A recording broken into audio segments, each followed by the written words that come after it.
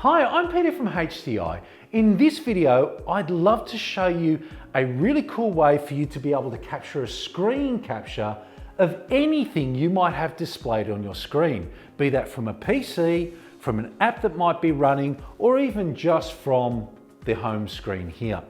To do that, all you need to do is bring up the little sidebar on the screen you want to capture, hit the pen tool, and it will open up a screen capture within HDi Note Plus for you to be able to mark up across the top.